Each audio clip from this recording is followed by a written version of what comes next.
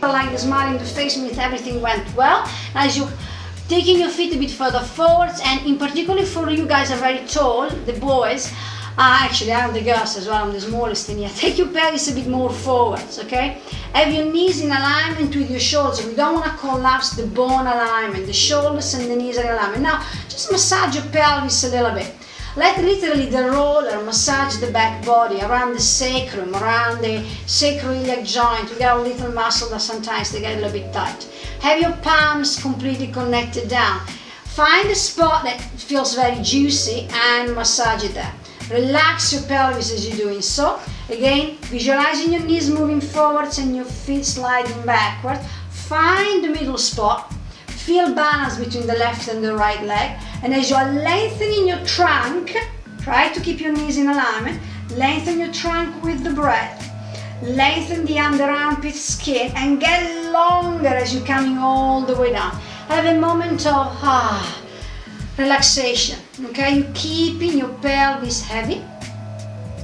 I'm going to place a ball in between your inner knees. The ball has got a very important action, is to give you a little bit of grounding. Now, you may not know, and it's not important for you to know, but the muscle in between the inner hamstrings, the inner thigh and the adductors are muscles which are connected to the muscle of our core. So the more we work our inner thighs, the more we connect to our inner core. And you should feel this connection reaching through the back body. So now, using the stability of your legs, of your feet, of your inner thighs, lift again your arms upwards. So unfortunately now you don't have anything else to stay stable apart from your feet. Your knees are coming towards me and your femurs are sinking inside the hip socket. The pelvis is heavy. Now I'm going to place another little rolled up thing in between your arms, and you're strengthening your fingers. So instead of kind of collapsing your hands on the roller, you're stretching your fingers as much as you can. So the roller gives your wrist a sense of length. Okay, lengthen your fingers as much as you can. I can see some of you are really keen in grabbing the rolled up mat with the whole hand, but lengthen the fingers. Have the stability of your feet, relax the back of the neck. And for a moment, scan your body.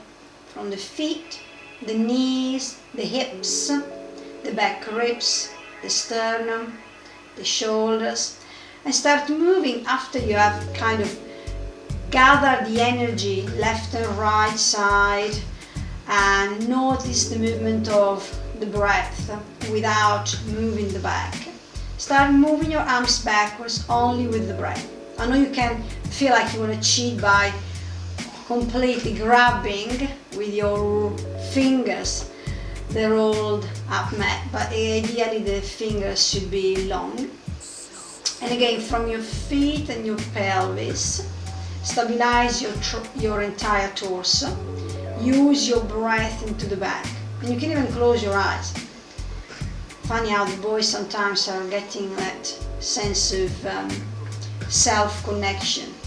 And it becomes a bit of a moment of stability and a moment for yourself. You're just considering the breath. Again, you're taking your arms backwards, you're stretching your fingers. Fantastic. Good. Now you're lifting your heels as if you're wearing a pair of high heels, so the balance becomes a little bit more tricky now. Okay, you're moving your arms backwards from the length of the pelvis, from the space in between the groins. Now release the ball, bring your heels down, keep gradually thinking about knees forwards, heels backwards. And now find your balance.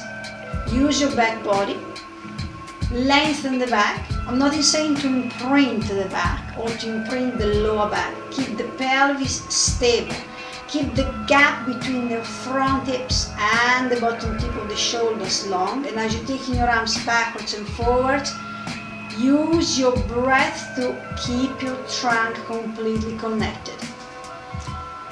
Both arms are pressing evenly on both sides of the roller. It looks easy, it isn't.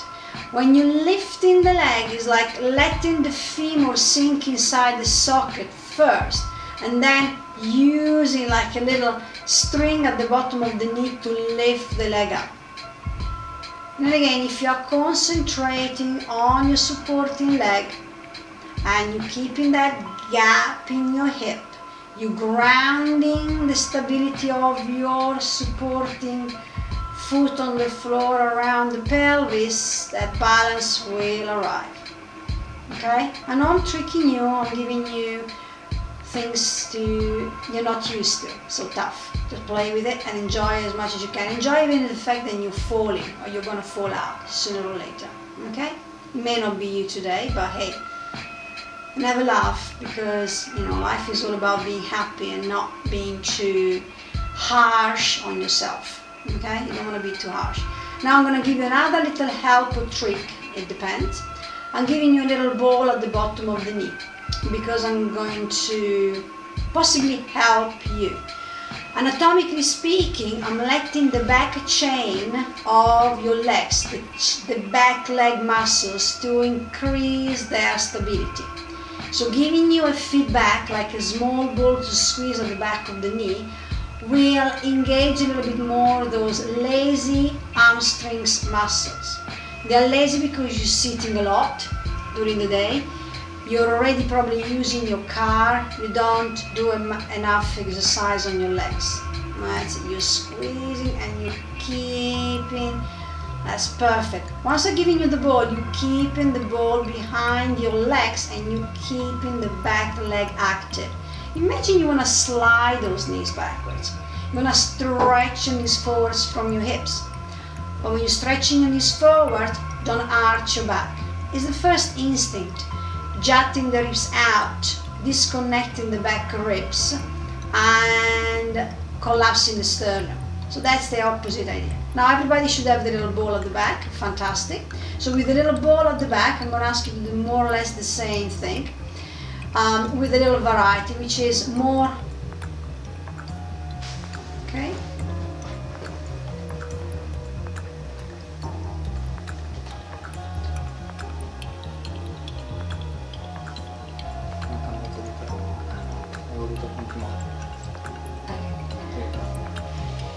So you're keeping a little arch in the lower part of the back. It's a little small, like minute little arch. So you are using your hands around the lumbar curve.